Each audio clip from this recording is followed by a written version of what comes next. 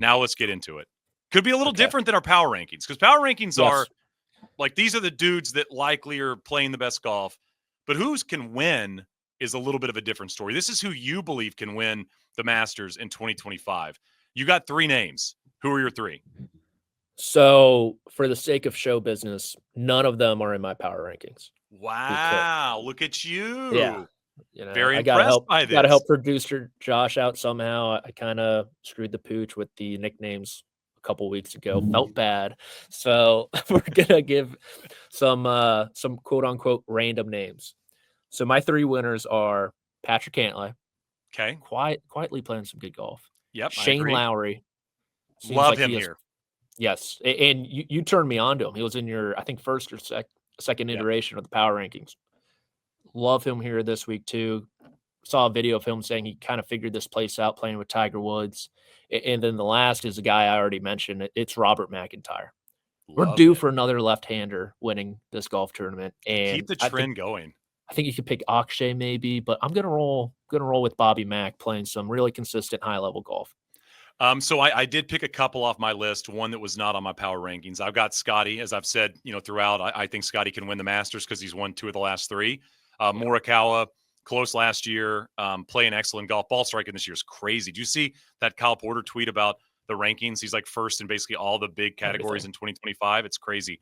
I think a little bit like what we saw with Spieth in 14 to 15, you kind of get there, you see what it's like, you feel the pressure, you've got a more experienced and already a champion at the Masters alongside you. In the next year, maybe all of that stuff's handled a little bit better.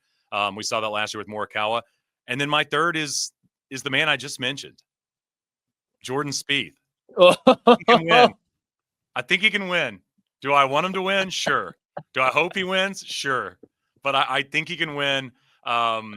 It was nice to see him play decent last week. I think that helps the storyline coming in. But, if he can avoid the kind of like what you said about Brooks, avoid a little bit of that bad stretch, and there's an opportunity, if nothing else, for him to catch a little magic here in 2025. How about can't win? Who's not winning this week? This is setting us up for people on Twitter to yell at us and scream at us. It's happened before. It will happen again. What are 3 names that are not winning? They are not going to have a green jacket Sunday night. Okay. I mentioned one of them, Ludwig Oberg. He is not winning. My boy Ron Kloss, PGA Splits 101. He's kind of been beating the drum on this weird stat of if you finish top 5 in the Masters the year prior, you have no chance of winning the next one. Okay, interesting. Just like it, I think only DJ's done it the past X years. Couldn't tell you. It could be 100 years, even though it hasn't been around this long. We'll go 100, sure. Because of that, Ludwig, you're not winning the Masters. Sorry, kid. Next, this one's going to be tough to say. Rory McIlroy will not win the Masters. Josh, clip that, please. Yep.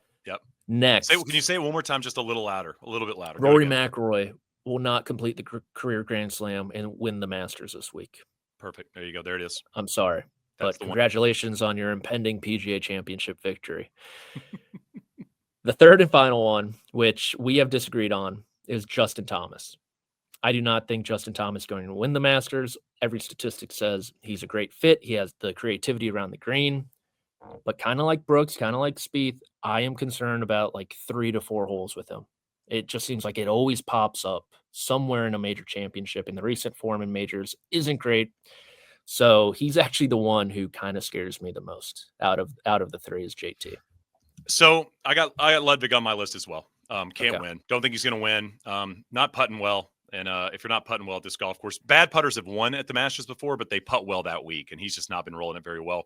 Just been out of sorts. It just hadn't been the same Ludwig we've seen in years past. Tommy Fleetwood, I've got on my list. Can't win. He's the easiest person ever to put on the can't win list because he's very high, always on the odds, yet he doesn't win. So I love Tommy Fleetwood. I'd love to see him win. I just don't think it's going to happen. And then I've got somebody on my can't win that you have on your can win, and that's Bryson. I don't think Bryson's winning this week. I mean, Bryson is fun if he plays well and all that, but I just don't see it. I just don't see it right now at this point. I want a little bit more positive Bryson golf headed in before I can pick him. So who is your pick? Who is your 2025 Masters champion? Do you have a pick? Are you ready to announce it? My pick to win the 2025 Masters is Jon Rahm. Jon Rahm. Who is your Masters pick, Shane Bacon?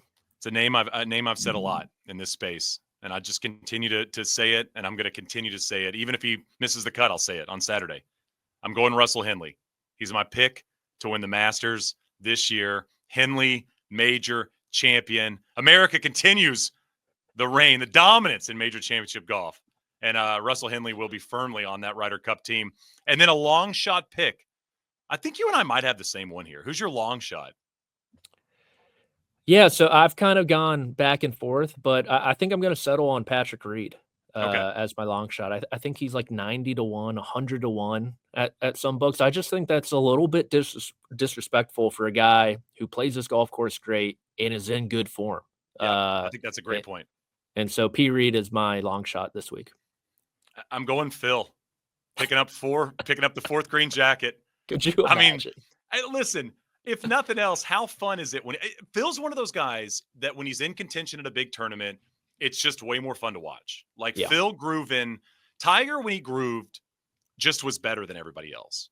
But when Phil's grooving, like his attitude, the way he goes about it, the way he looks, some of the golf shots he's not scared to try. Yeah, it's just like it's fun. And I mean, Phil has obviously been playing better golf than we've seen in the last couple of years headed in to the Masters. And I just feel like for whatever reason, Phil, much like Fred Couples, shows up and he gets excited and he probably knows he only has a couple more opportunities at actually trying to play well and contend here.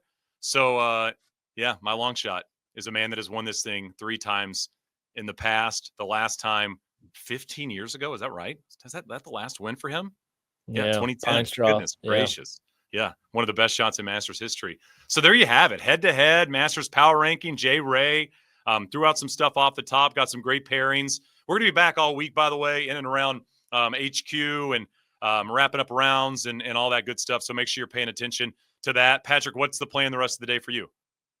I've got an HQ hit. I've got a file story, which I've kind of been bojangling on between you and me. And then, a lot of evening activities that I was not quite prepared for week of the Masters. But Shane, I don't know if it's like I'm having a good hair day or what, but the invites are flooding into the inbox. Hair looks great, man. It looks great. I mean, I've got to make some part of it. I've got to make some tough decisions on who I'm RSVPing no to and who I'm RSVPing yes to. What about you? I know you got a busy week ahead.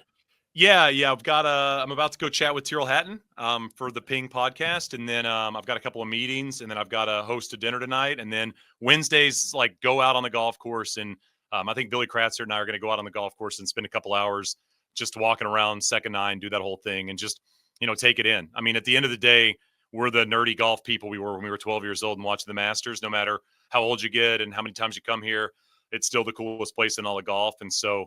I'm excited about having a pretty clean Wednesday so I can go out and have a sandwich and walk around with one of my favorite people in golf and just, look at a place that, we always hoped we'd be, and we're lucky we're here again. So very, very excited about this Masters. Feels very hypey, man. Feels like everybody's hyping this one up. Everybody's excited about it. Rory helps, Scotty helps, Rahm helps. All these players help in terms of the way they're playing. So check in on this space, and we'll recap it next week, and we'll go back over how good we did or bad we did. And it's the weekend. We only get one of these a year, so enjoy it. Patrick, have some fun tonight, and we'll check back soon.